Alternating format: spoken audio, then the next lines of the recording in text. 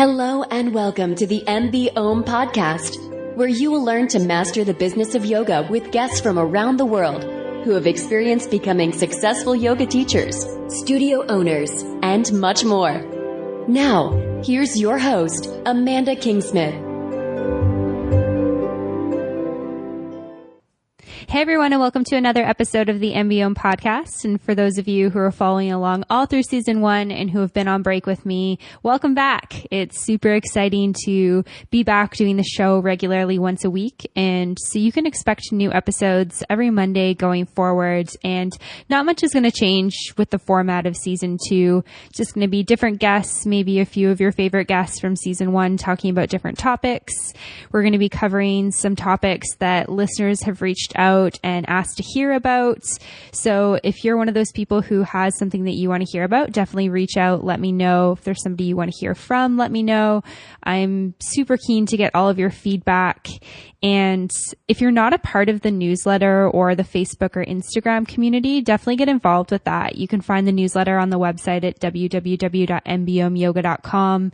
Instagram is Mastering the Business of Yoga, and that's same with Facebook. So facebook.com/mastering the business of yoga. And that's definitely the best place to find everything that's new and exciting. It's the place that I've been communicating with since being on break with the podcast. And we'll be back to our regular weekly newsletters, our regular weekly episodes. And I'm super excited to kick off season 2 with this interview I have here with Levi Morehouse. And Levi is not a yoga teacher or a yoga studio owner, but he is a small business owner. He owns a business called Ceterus, which is a bookkeeping and accounting business. Do not turn off the podcast. I promise you, Levi's awesome. He breaks everything down into super simplistic way to understand. And the reason that I wanted to have Levi on the podcast is that he has created a branch of his business that's specific to the yoga and fitness industry. So he works with yoga studios across the country, across North America, who are looking for that service. And I think that it's something that's really not touched on a lot, especially from yoga teacher training courses. We get nothing in terms of accounting and bookkeeping. And it's such a key thing if you are a small business owner. So Levi has lots of great tips and tricks to share. He's super, super passionate about what he does, which is absolutely amazing. I think there's a lot of space in this world for people who are interested in all different elements, and it's the reason that business can be so fun. So if you're like, ugh, I really don't like this area of business, bear with me. Listen to Levi. He's super cool. And he's also super knowledgeable about accounting and bookkeeping, which is definitely not my forte. And part of the reason why I wanted to kick off season 2 with the interview with Levi is that Ceterus is offering a really cool promotion for listeners of the MBOM podcast. And of course, I'll put a link in the show notes, but it will be yoga.ceterus.com. And you can visit www.mbomyoga to find out more about that. And I'm going to talk a little bit more about what that promotion is going to be after the podcast episode. So stay tuned till the end and I'll give you more details. And without further ado, here's Levi. So I've got Levi Morehouse with me here today, and he's from Ceterus. And we have a really cool episode because we're going to be talking about accounting and bookkeeping services specifically for the yoga and fitness industry. So thanks so much for being here, Levi. Yeah, it's great to be here. And mixing exciting with accounting was very nice of you, but I'm not sure everyone's going to agree. Yeah, I mean, I don't know. I'm excited because it's kind of different than what we normally do, but it's still related to yoga, which is cool for me. I think that it's good learning for all of us. I mean, everyone, not Totally just people agree. in the yoga industry. Absolutely. Absolutely necessary. And I actually think it's exciting, but I hope some people agree with us. Well, I'm glad that you're excited because, you know, that's the business that you're in.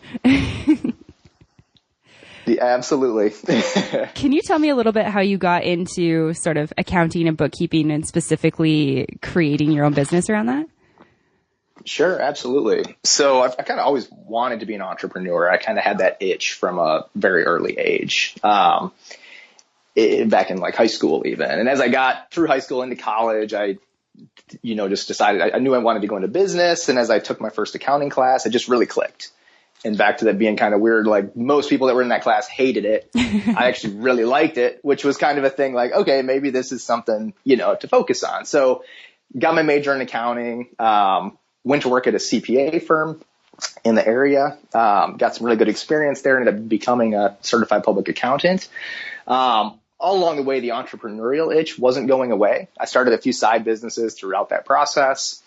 Eventually left that accounting firm after 2 years. I'd been there long enough to get my CPA, and I went into a small private business with the intention of buying it out. It ended up that timeline wasn't the same as mine, so I ended up stopping that and started my own business, which was a home care business.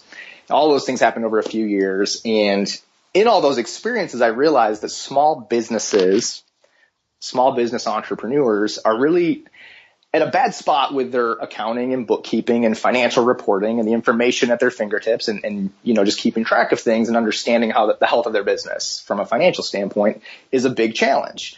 And if you want to do it right, it takes a lot of time, which just typically isn't worth it for the small business owner, the entrepreneur to do. At the flip side, not having that information at your fingertips makes it really hard to make decisions and to understand how your business is really doing. And there was a lot of tools available to these small business owners online. At the time it was 2008. So there's some good, relatively affordable tools. It's just hard to go find them and use them. I kind of put all this together in my head and I said, I really enjoy this stuff. I'm pretty good at it. There's these amazing tools and millions of small business entrepreneurs, passionate people who love what they do, who have a business because it's something they really want to do and provide to the world, are stuck either being short and not having this kind of, just basic information at their fingertips, or they're stuck spending a lot of their valuable time doing their books. So I set up a business that would outsource all of that activity to people like myself who enjoy doing it and are efficient and fast at it and can utilize the best in class technologies to make it a very efficient thing, which would allow it to be affordable to these small business owners. Right. So anyway, we launched that business in 2008. It was just myself providing services to, a variety of companies that I was able to start working with, and built that team over time. Eventually, we developed our own software, which gives our customers a really unbelievably simple yet important view of their business in dashboard format, very specific to the business they're in. So they can kind of see how not only their business is doing, but how it's doing relative to their peers in the same business as they are. So anyway, that's kind of grown over time. We're now at, a pretty good sized team. We've got hundreds and hundreds of small businesses all over the country working with us. And it's been a lot of fun to be able to be such an instrumental part in those, I overstate that. These small businesses are doing a million things. Bookkeeping is a small part of it, but it's nice to be able to empower them with something we can be really good at, take it off of their plate completely, and give them really good information to make decisions with. Totally. I mean, I think it's amazing to hear that, because I have a business degree and I was that person in accounting being like, oh my God, get me out of this class. Why do I have to take this? Everybody is almost like that. And for me, that light bulb moment it took a few years after I went through those classes and had everybody complaining about accounting to realize people really don't like this. And as much as to me, it doesn't seem that hard. It's not rocket science. It's a big nuisance and nobody wants to do it. Totally. And that's where, a service like ours really comes in and helps out. Yeah, definitely. Like, I mean, if I, had my own yoga studio or had my own business, I think that it's definitely something I would be looking for. And it's interesting because something that I've heard from so many studio owners on the podcast is how important it is to really focus in on what you're good at and then outsource what you're not good at. And I feel like you come in right in that place. It's like you're good at the thing that most yoga teachers are not good at, which is the accounting and the bookkeeping. Yeah, absolutely. Actually, the name of the business, my business is called Ceterus, which is really nerdy and gets a lot of questions, and people always wonder why that's the name of the business. And I debate all the time if that made good sense or not, but I actually really like it. It's a Latin word, and it's a derivative of et cetera is a similar word in the Latin language, and it stands for the rest or everything else. So our our kind of slogan is you do business, we do the rest. You do what you're passionate about, what you're uniquely gifted at, what your core competency is, and we do the rest. We do those other things that kind of anyone can do. Somebody has to do, but we can certainly handle them for you. Yeah, definitely. I mean, that's so amazing because it's that thing that like you have to do it. You can't not do it. Your business will not survive if you don't do it. But it's like kind of just there, and it's like I don't really know how to do it or what to do with it. And I think that that's the biggest thing when it comes to like, you know, doing any type of accounting, doing taxes, doing that sort of thing where it's like I know there's a way to do this more efficiently, but I don't personally know how to do it. Yeah, absolutely. And almost every entrepreneur we run into is in that same spot. And so in terms of working with people within like the yoga and fitness industry, what sort of specific things do you guys like look at that's different from like other small businesses? Yeah, absolutely. So a big part of why we've chosen to focus on small business and do what we do is that the small business entrepreneurs are just very exciting people. I've always, from a long, long time ago, in my first jobs working for small business owners and in the CPA world, those were always my favorite clients that we got to work with, and everything else is that they're very exciting people. They're passionate about what they're doing. And sometimes that's passionate to build a big empire. Sometimes it's passionate about one particular small thing that they're bringing to the world, whether that's massage or yoga or health and fitness to people. And we get to work with hundreds of people doing those kind of things they love the independence and the freedom and maybe the financial rewards of owning a business and being an entrepreneur. But largely they're driven by this, passion to do something they absolutely love, which is where kind of our yoga practice, entrepreneurs and fitness and things in that vein are really, really fun and exciting for us. And those people oftentimes have even less of the business background and business acumen. So our assistance is even heightened importance to them, I guess, if you will, that our kind of expertise to bring that business side, that financial side is very important. So we don't just provide services to anyone. And I'm kind of going long-winded at answering your questions, and I apologize. No. But we don't just service every small business that's out there. We really focus exclusively on pretty specific verticals or niches, if you will. Fitness is one of them, and within that we have some sub niches, and yoga would be one within that. And what that allows is when we focus in on that, it allows us to develop best practices for that business, for that type of industry, to where most people are either doing books themselves and are not quite sure how to do it or what to do, or they might have a part-time bookkeeper or CPA that's helping, that's typically a generalist, that's typically working with small businesses all across the spectrum, and they're just applying basic accounting principles to that business, which is useful, but not as good as we think it needs to be for that entrepreneur.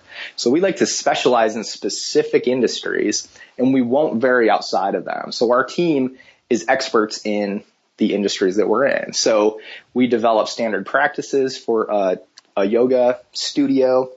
The accounting procedures follow suit with that. The reporting follows suit with that. And what's truly valuable is now we can benchmark and compare our entrepreneurs in that space against each other. So not on specifics. You don't see how individual stores do compared to yourself or studios, but you see how the average of our customer base does. So you can see, hey, how is, the way I'm compensating my instructors, how does that compare to the average Ceterus yoga studio? How is my sales mix of membership versus products versus sessions, purchases? How does that compare? Is there something I should be focusing on there to make me better? What's the mix of the best, the most profitable, the healthiest studios that Ceterus is working with? And what do they look like? And how can I get more like that? Or, so it's really useful to not only know how you're doing and make sure your books are accurate, but also to see how your studio compares to your peers. So that's really kind of the unique value add that we bring in any of the industries we're in, but yoga specifically is that we can compare you to your peers and do things consistently amongst our entire customer base there. Okay, that's really interesting because then it's like people can have an idea of how their studio is comparing to other studios in the industry. Absolutely. Absolutely. So instead of, people usually are just kind of maybe talking to some friends, listening to a show like yours, connecting to, other owners, and they can sometimes find that information. But for us to consistently pull it together, keep everyone's books up to date in an accurate, consistent apples to apples manner, and then show how everyone's comparing is really a useful tool that we find our customers just really take advantage of and actually benefits their business in a major way. Totally. And just for people who are listening who are like, I'm just thinking about if I was a studio owner and I'm like, well, it sounds great, but I don't really want my public information given to another studio. How do you guys sort of manage the privacy factor around that? Sure. So there is no individual information is given to another studio. So our customers are they're just in the aggregate data of our other customers. So you'll see your own information and you'll see how that compares to our average customer nationwide within your state. We might break it down by different types of studios, that have different models in general, but everything is aggregated. So no one else can see how your individual location is doing. Right. But they can see how the average of all those comes together and it gives us kind of aggregated numbers. Okay, great. I was just thinking about, when I was teaching in Atlanta, there's like one studio down the street from another. And if they're both working with Ceterus, it's like one studio doesn't want to have their information given to their competitor down the street type thing. Understood. And that's a huge concern amongst all of our customers, and none of that information is shared individually. It's right. Just simply put into our, database infrastructure, and averages are, generated from that. Right. And I think that that's amazing because then people can look at, their studio and its first year of life or its first 3 years of life. And it could be like, okay, this is kind of how it's comparing to the average in the industry in, the state of Georgia, for example. Absolutely. Absolutely. It really gives people a nice to see, am I on the right track or not? Over the first 12 months, where should I be? Down the road when I'm 5 years, been in existence for 5 years, where should I be now? How does everybody else do after this point?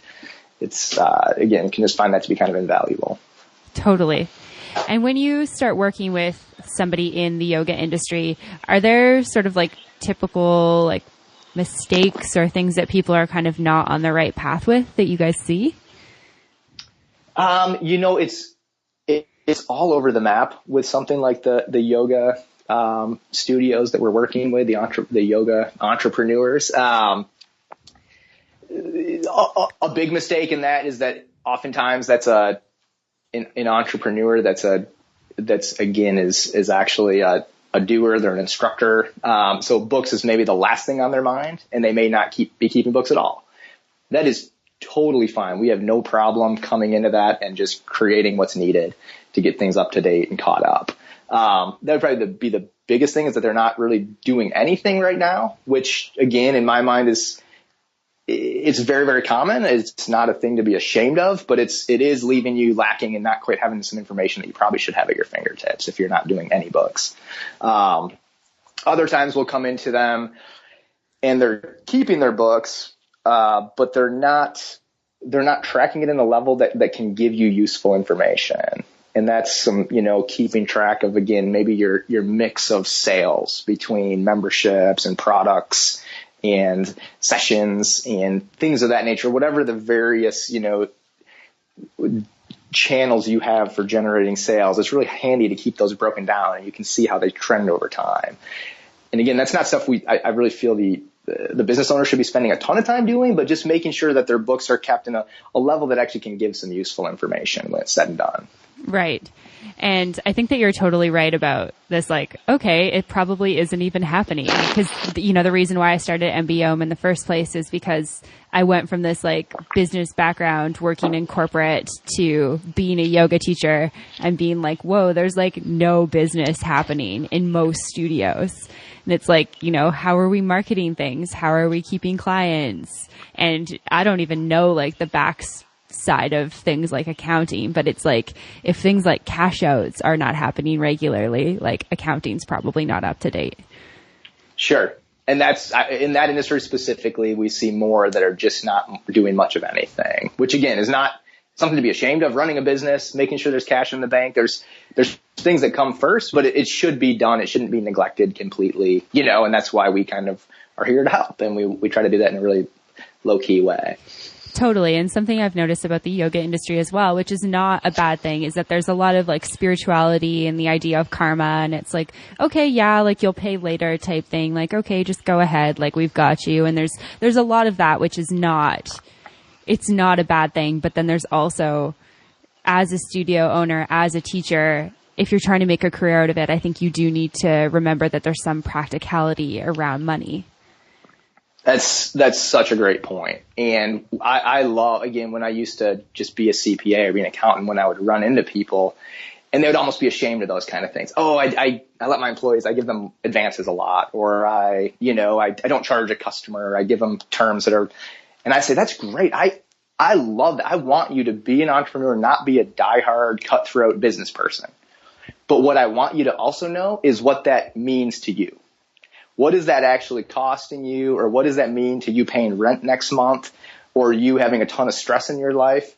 If you can do it all, that's great. But if you just can see it and understand it, if we're keeping track of it, I don't want them to stop doing those kind of things if they work for them. But I want them to just understand it, and then they can see, oh wow, giving that person all those free sessions without ever collecting is actually making it so my landlord's beating down my door. And now there's so it just gives you a little more tangible understanding of what those kind of decisions mean. And a lot of times they don't mean anything. It just means, hey, that's great. This is part of my business. It's how I operate. And I just now know what that looks like on paper. Yeah, definitely. And it's interesting because there's so much different stuff within the industry of yoga. Like I've talked to a girl that I've taught with in Banff, and she normally teaches for free, but then she keeps a job on the side. So yoga is not about making money for her at all, which is, I think that's super cool if that's how you're wanting to set up your life. And then there's also studios that'll do the same thing. They provide completely free yoga, and then it's like almost run on like a voluntary basis. And it's like, that's great if that works for you. I think though, for most people, they're like, okay, how do I make this into a full-time job? How do I start a business? How do I become a successful studio owner? And if you want to take that step towards actually making it the way that you pay for your food and your groceries and the roof over your head, then you actually need to have some sort of practicality with the money that's coming in and out. Absolutely. Absolutely. And again, I do think the motives of the yoga entrepreneurs that we work with are oftentimes very different than many of the other industries we're in. For that basic reason, they would love to give it away. But at the same time, if they do need it to be their source of income, if they're dedicating so much of themselves to it and they don't have other sources of income, it's got to also help pay the bills and cover those kind of bases. So it's not as in this industry, it's not as much about maybe oftentimes sometimes it is, but optimizing profit to every penny and those kind of things. But there are best practices that other studios are doing, and being able to make it, your career and your source of income, that there are some relatively simple, kind of cutthroat businessy things to keep an eye on and learn from and manage too that really can help. Yeah, definitely. Can you talk about some of those best practices that you mentioned? Absolutely. Absolutely. So one, I kind of broke this into a couple small lists kind of in preparation of this call. So I'll kind of break them down and try not to be too long-winded or crazy with them. But I think when you are looking at, I'll break it into two categories. There's kind of setting up your system to keep track of your numbers, your bookkeeping system, if you will. There's kind of a couple best practices there. And then there's a couple best practices on what you should know about the financial health of your business. And then lastly, there's kind of comparing yourselves depending on the stage of how long you've been in business or some other things like that. And both of them are just 3-point lists. So okay. Yeah. I won't get too crazy. But with your bookkeeping system and structure in general. So a lot of people are using something like QuickBooks or something like that to keep track of their books. I have kind of 3 basic rules. One is that you should be keeping some sort of books for your studio. Again, that doesn't always happen, or isn't always kept up on, but in general, that is something that should be being done. The second rule that goes with that, but kind of is almost contradictory, is that you shouldn't spend much of your time doing that unless you really, really value that and enjoy it. So every now and then I run into somebody that actually loves doing that for their studio or their business. If that's you, then great, carve a little bit of time out, make it something that's fulfilling to you, and go ahead and keep your books. If not, then maybe partner with somebody that can help with that, but make sure they are being kept. So point 1 is keep some sort of accurate books. Point 2 is don't spend too much of your time managing that process, but do understand it a little bit. And last point on how to keep your books is I would do it somehow that's cloud-based. So it's not on a desktop or a spreadsheet or something that's not shareable and backupable, and you can let a CPA get in and take a look or whatnot. There's a lot of good systems out there that are cloud-based, QuickBooks Online or Xero, FreshBooks. There's a handful of these relatively inexpensive systems that you can keep things online. So those would be my kind of keeping your books points, would be to keep some, to not spend too much of your own time on it, and to do it with a cloud-based system. Does that all make sense? Yeah, definitely. Excellent. So that's kind of the basics of bookkeeping. The next thing I want to look at is things that I think as a studio you should understand. So a lot of people I run into say, I didn't really pay attention in accounting. I hated that class, or I never took it, or, this stuff's just way over my head. I think I need to go learn about financial statements. And I don't think that's completely necessary. I think you want to have a basic understanding of the health of your studio, but I don't think you need to become an accounting expert. I really run into a lot of people that say, I should go take a class or something. I don't, unless you really enjoy that, again, I'm not against it, but I don't think that's a necessary step. I think you need to understand a few numbers that your financial statements will generate and understand how those affect your business. And I'll just give 3 of those that I think are really key for a yoga studio. The first would be your sales mix. So again, that mix of what are the different ways you're generating sales each month for your studio, between memberships, people just buying sessions, and maybe some products if you sell products. Understanding that mix and how that's changing over time can make a big difference in the actual health of the studio. Would that be something that, from your standpoint, Amanda, that you think people are keeping a pulse on, or would you feel that's valuable as well? I think that it's really valuable. I'm a studio manager for a studio in town, in Canmore, where I live right now. And I know that the studio owner is pretty big on keeping track of that stuff. But he's also very business oriented. He's one of the most business oriented yoga studio owners I've ever encountered. So I feel like he's a really good example of things to do well, I guess. And I know that he's one of the main focuses that we do is always trying to get people on the auto renew, the membership program, because that's the best value for the student. And it's also the best turn of revenue for the studio. I absolutely agree. And that's where I would almost always say, I love your take on that as somebody that interacts with a lot of these owners, but membership is that recurring, you can count on it. It's where you want to kind of optimize and make sure that part, if your total revenue is going up and you're not paying attention to those details, maybe you're just having big product months, which can be fine, but you just want that sustainable ongoing piece is really exciting, and seems to be the healthier studios are kind of focusing heavily on that, which again, that's not accounting rocket science, but it's nice to kind of see that in your numbers. Definitely. And from what I know of, the yoga industry can be really cyclical. There's kind of periods of time where people tend to drop off. So summer's a big one. Christmas vacation's a big one. And so it's figuring out ways to keep sort of your revenue consistent. Because I know that's something that I've talked about with him, where he said it took basically 3 years to kind of figure out, 3 years of studio ownership to figure out how the studio cycled, and then figuring out ways to kind of keep it more consistent. Sure. And that's a wonderful point. And that's where, again, with us trying to aggregate data and provide it to people, especially new studio owners, when we can kind of go in and tell them that ahead of time, hey, this is what the history of the other studios we've worked with have looked like.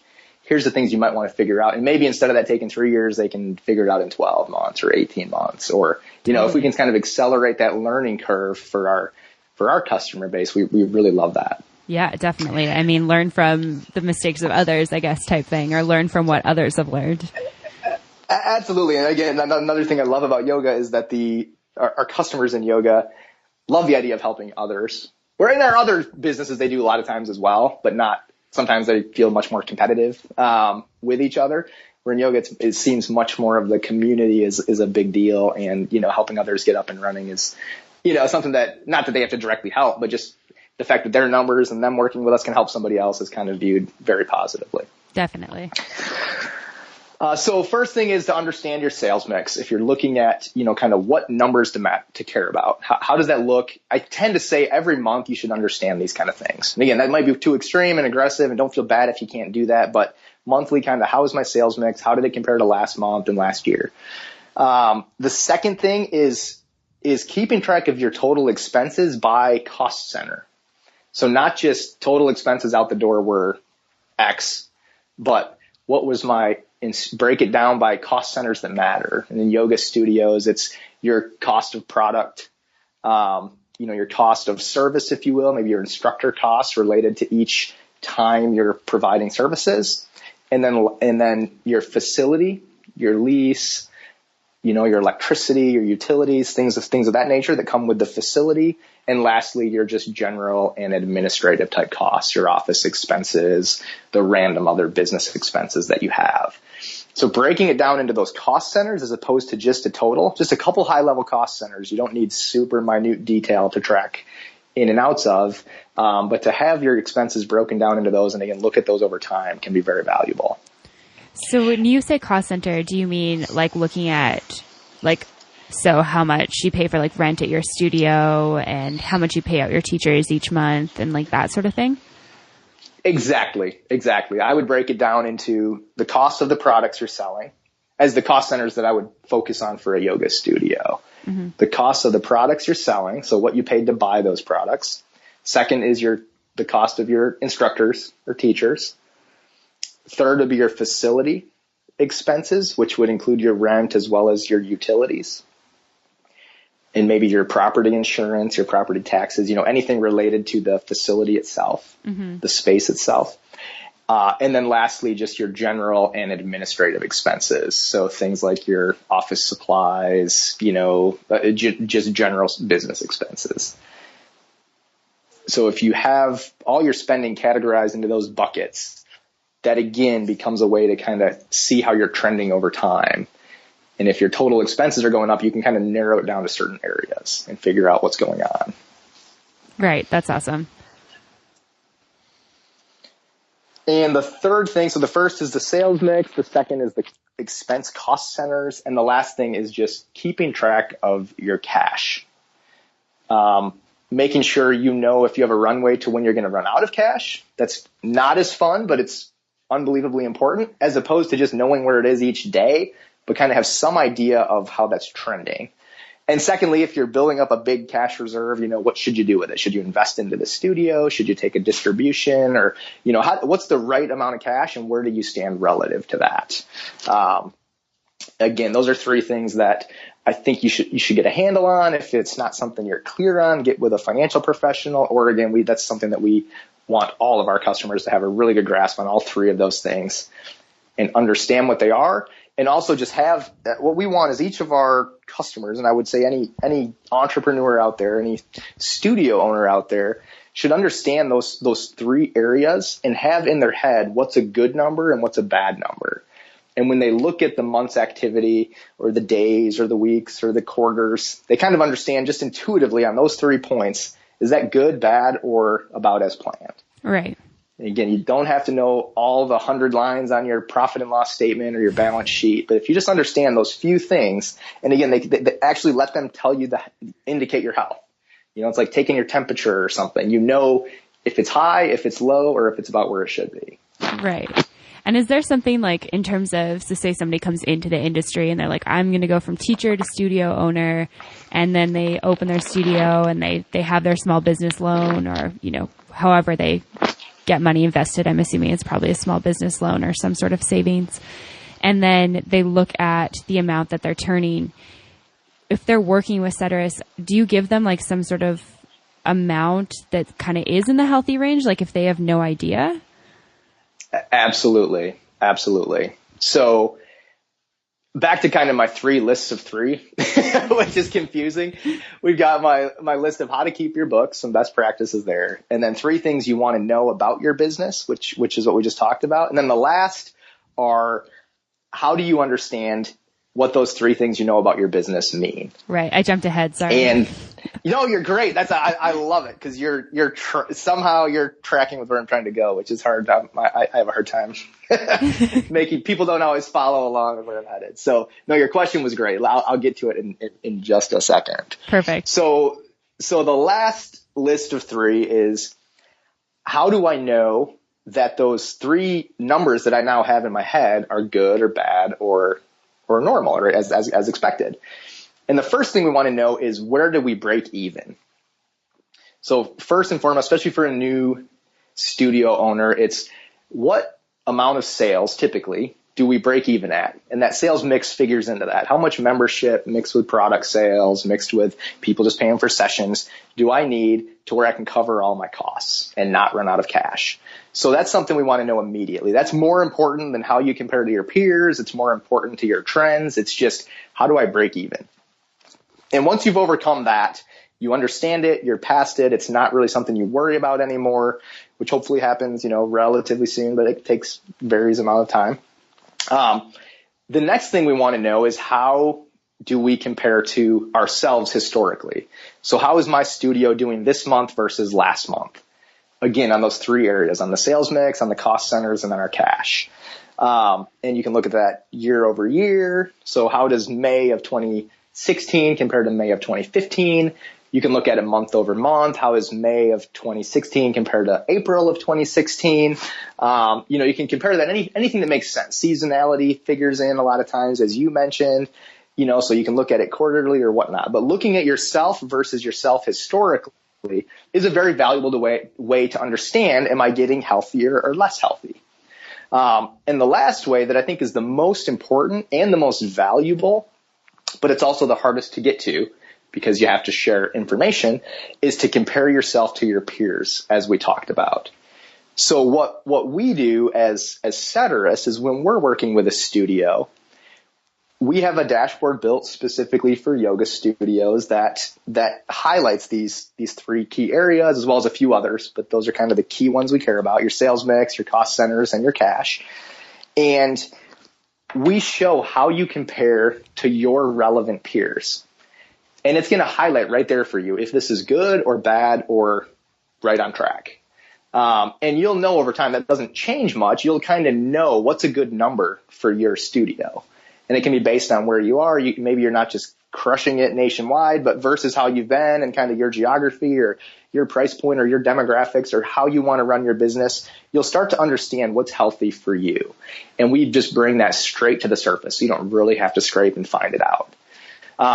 I don't want this to just be a total shameless plug for Ceterus. There's a lot of ways you can get to those things. You can work with your CPA or somebody to but I would say you should understand that. You should understand your sales mix, your cost centers, and your cash, and you should understand what's healthy for your studio in relation to all 3 of those things. Yeah. Either work with somebody like us or get with another financial professional, a friend, somebody you don't have to pay, or if you don't know anyone like that, get with a CPA or somebody at the local store or whatnot. There's a lot of ways to get that.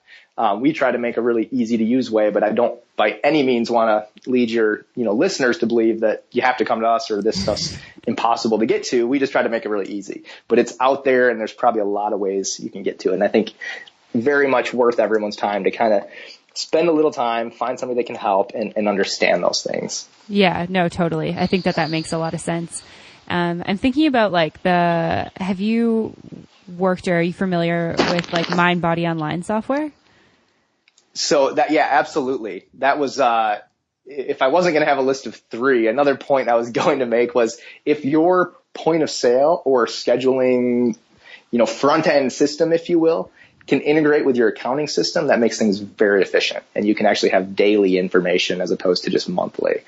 So we actually are an integration partner with Mind Body Online, where our system actually connects directly to MindBody Online. Oh, that's amazing. So then you can pull reports from a studio's MindBody Online center to see more detailed analysis of what's going on. Absolutely. So in the sales mix, as well as non-financial key metrics, we also like to share that kind of information with our owners so they can kind of see, member counts, new members, how many people are coming in, and, cancellations, all that's anything that matters. We try to really boil down the key things that matter and display them to our customers. Right. Yeah. And I think that's awesome because I think a lot of studios, especially as they get bigger, will switch over to having MindBody Online. And it is an intuitive software in some ways, but there's also like so much that it can do that sometimes it's really daunting to go on the back end of it and be like, oh, I think I can pull sales reports and I think I can do reports on how my teachers are doing, but I don't really know how to do it.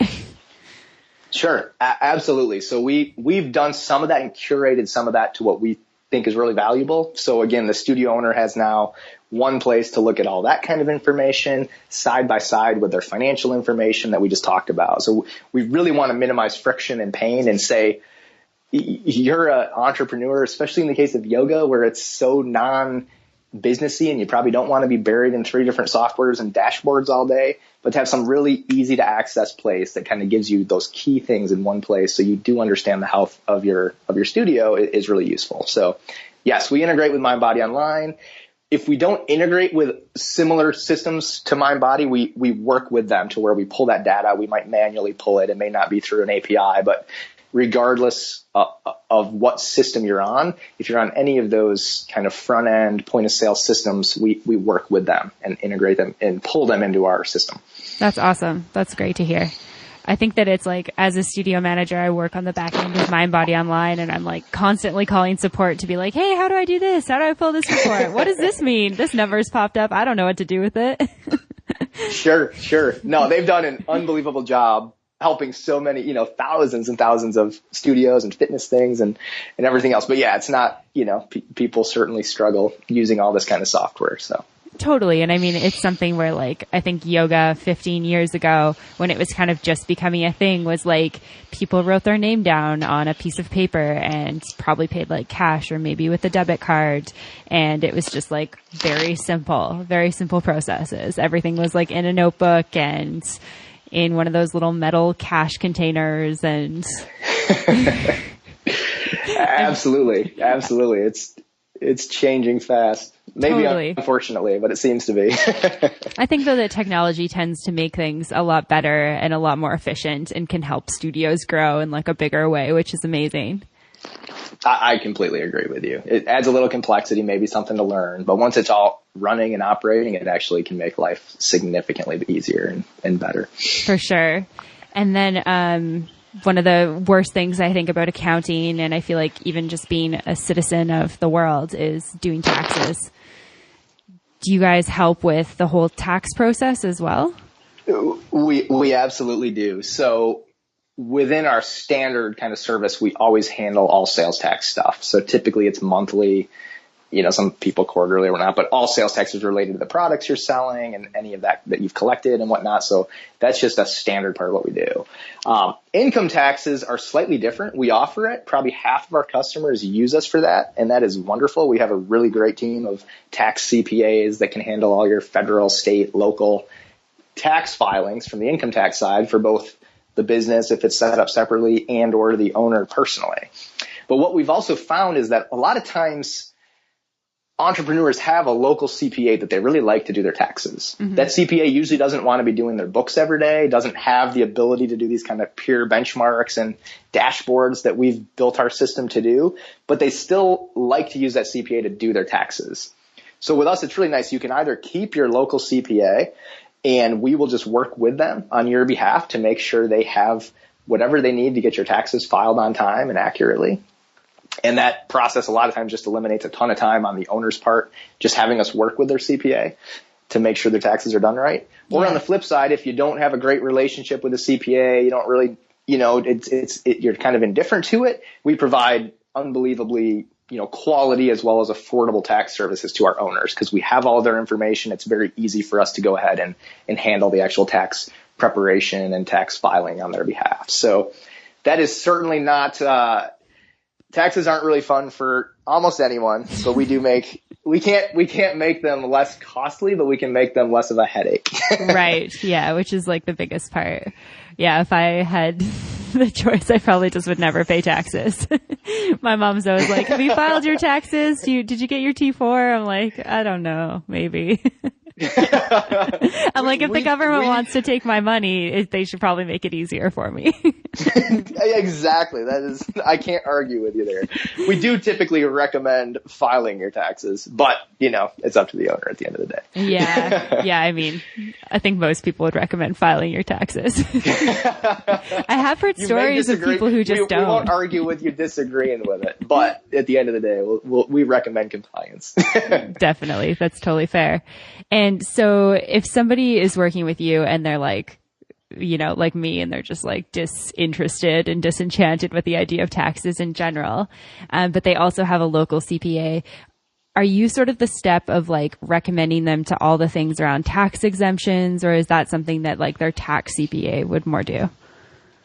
Yeah. So, it can be a combination of both. A lot of times their tax CPA is, if they're already kind of on top of that stuff and they're well educated and planning on it, we can just help make sure they get the information they need to take advantage of all, the tax strategies. Yeah. Now, on the other hand, if there's some specific things we know, because again, we are experts in specific industries, we're happy to kind of talk to that CPA, make sure they're not missing anything that we've been able to do or see in certain industries. So if there's certain credits or deductions that can be taken advantage of within, say, a yoga studio, we won't just say your CPA is doing it, we're not going to look or think about it. We still want to interact on that process and make sure, just like if we were your in-office accounting person, we're going to care about your business, your operation, and make sure that you're taking advantage of the proper things. So even if we're not filing on your behalf, we certainly want to look at it and kind of understand your process and work with your CPA to make sure you're taking advantage of the proper things.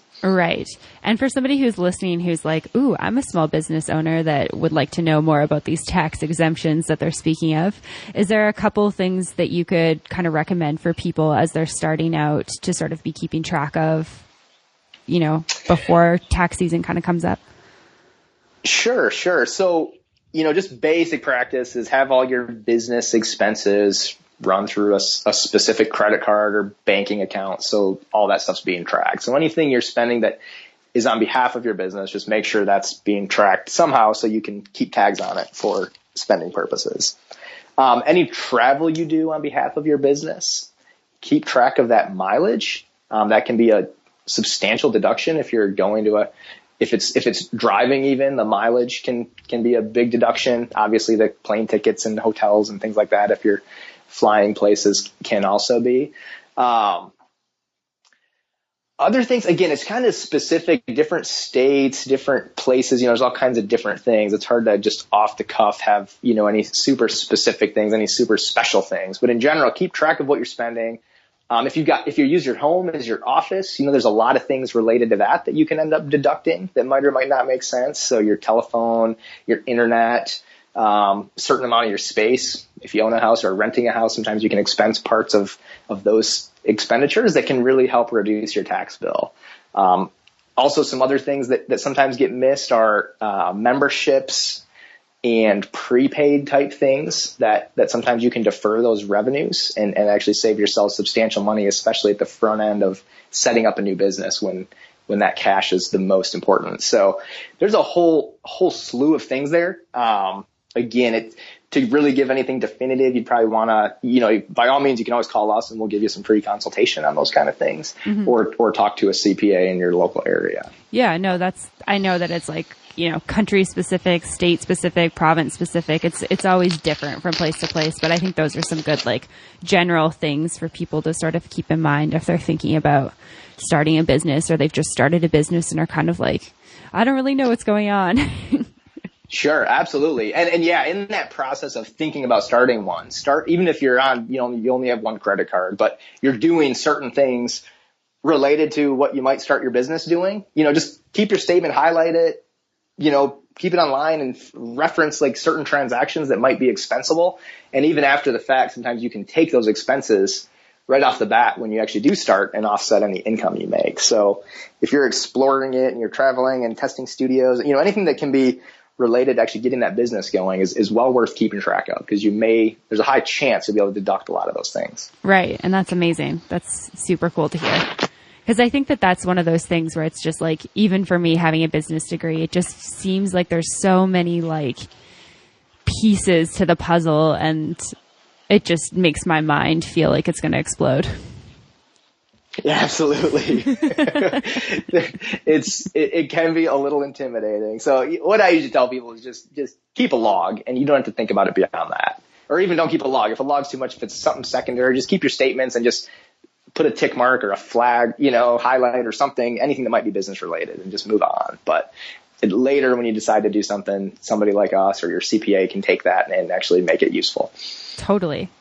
And then I'm not too sure how much you can speak towards this, but I'm just thinking about people who maybe are not business owners in the sense that they don't actually own like a physical brick and mortar studio, but they've created an LLC or they've incorporated themselves into like a yoga entrepreneur, and they're teaching for different studios and running events. Do you have some like general recommendations for somebody like that? Absolutely. That's a great question. A lot of times that person is getting a 1099 or a handful of them in the U.S. at least. And again, I'm not sure how international your audience is, but I'm sure it's similar other places where they are going to oftentimes get taxed at kind of the least advantageous rates that are out there on that income. Which is fine as long as you have the proper expenses to offset some of that income. So if you are that person who's traveling around, you're getting paid, you don't have a rent expense, you don't have these other kind of like fixed costs that a studio would have, you want to make sure to take advantage of any costs that you do have. So any trainings, anything you do to better yourselves as a professional, I would expense as a business expense. So when you're practicing under someone, something like that, that's potentially, again, check with your local CPA because it's not 100% applicable, but there's a good chance that could be an expense, something that you could expense and offset your income with.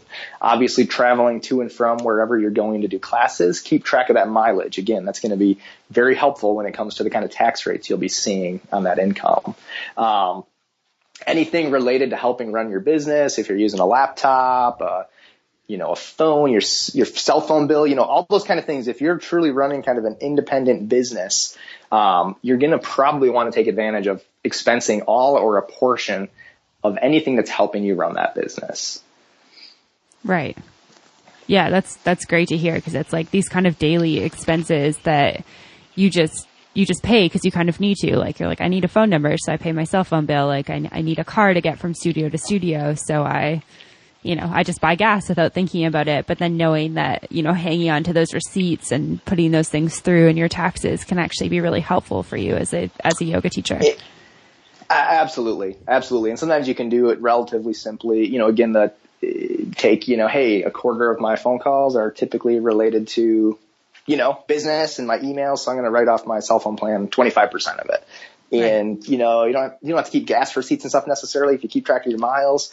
Or you just have a calendar even. It's 12 miles from home to this studio, and and I can look at my calendar and see all the days I went there. You can quickly calculate up how much mileage that was for the year and expense that at a pretty good rate typically, pretty high rate. You don't have to worry about the specific bills and things. So again, there's a lot of ways to do it that are truly pretty. People always struggle with keeping things, saving them, filing them, logging them. That becomes a huge hassle and just rarely gets done, or right. It doesn't get done consistently throughout the year. But if you just keep your schedule, kind of know where you are going each day, if you keep that in a calendaring system or something somewhere, that's going to be hugely advantageous. Things like your cell phone bill, if you can look back at your credit card statement and see how much it was being paid each month, you can probably take a portion of that. So I would say as long as those things are being done somewhere and you're not paying cash for things, you're going to be in a pretty good spot to put together your expenses and hopefully offset that income and really reduce your tax burden as kind of a independent contractor. Totally. That's awesome. Because I feel like that's one of those things that's also really confusing when you kind of get into the industry and you're like, I just want to teach yoga. Like, I don't want to think about the 1099. Yep, absolutely. Absolutely. Maybe that's a niche we should get into, Amanda. I'll think about that. Because if we could have a really, really low cost way to help those people, that would actually be unbelievably useful. There's so many, Uber drivers and people very similar to that right now that are probably all starting to feel the pain when they see the tax bill that comes along with, the income they're making there. And they're usually not setting some money aside for it. It can be a really big surprise when you get slammed with that bill. Yeah, definitely. It's sort of a different world when you're used to getting like a salaried check where, they just take your taxes off and then you just file and the government kind of figures out, are you getting money back or are you paying more? Whereas when you're not getting any deductions and then you have to figure that all out yourself and be prepared for maybe paying and probably paying in that case. Yeah, probably paying. And sometimes a check that's, just way bigger than you were planning on. So it is definitely an issue and something to be thinking about. So totally. And I know that that's not sort of what Ceterus does, but thank you for speaking to that. Yeah, absolutely. That's a great question and probably a great pain point. I'm curious, do you have any other recommendations for people in like the yoga industry?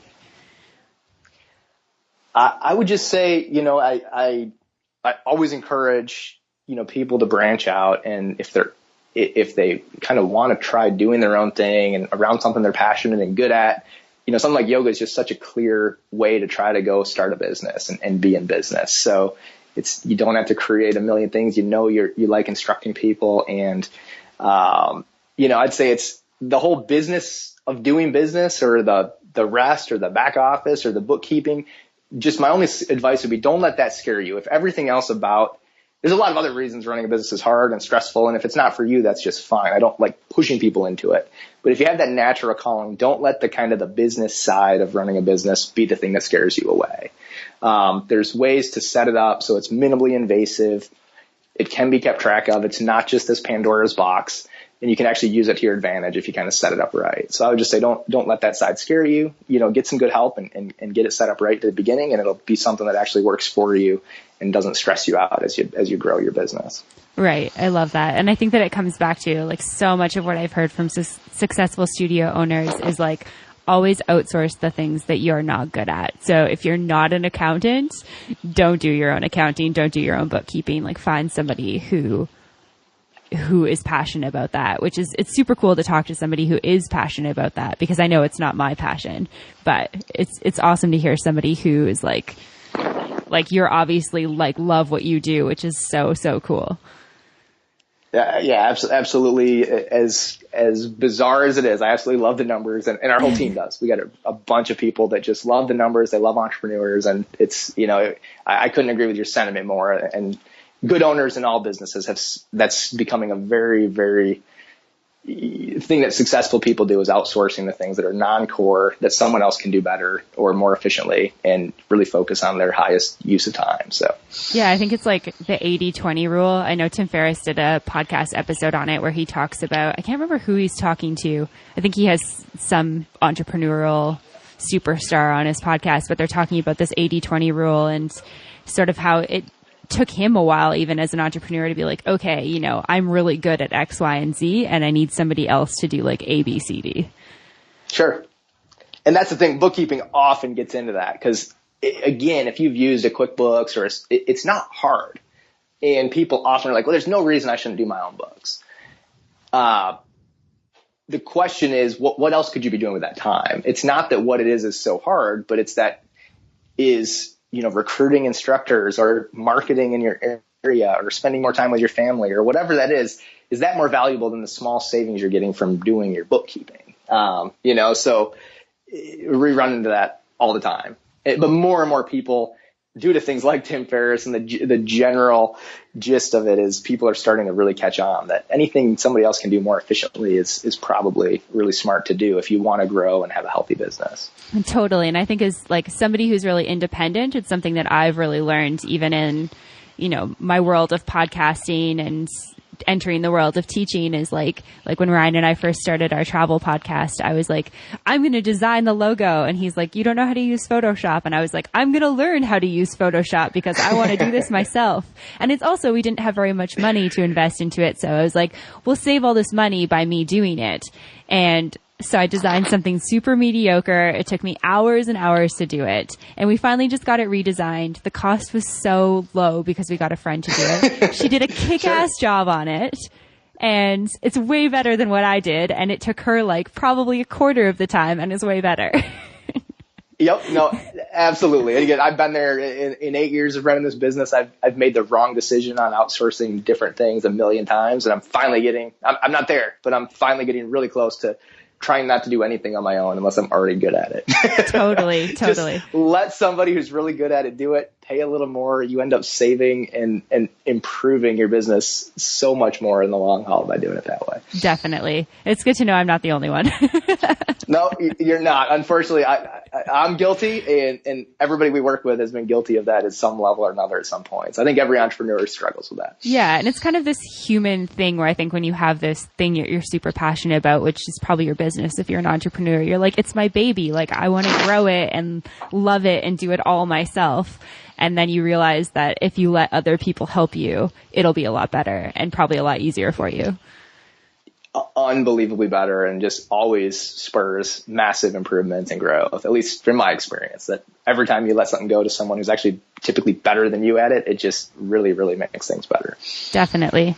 I want to be mindful of your time, and I really appreciate you taking the time to talk to me today. Where can people go to find more about Ceterus? So you can check out our main website is ceterus.com, which is CETERUS.com.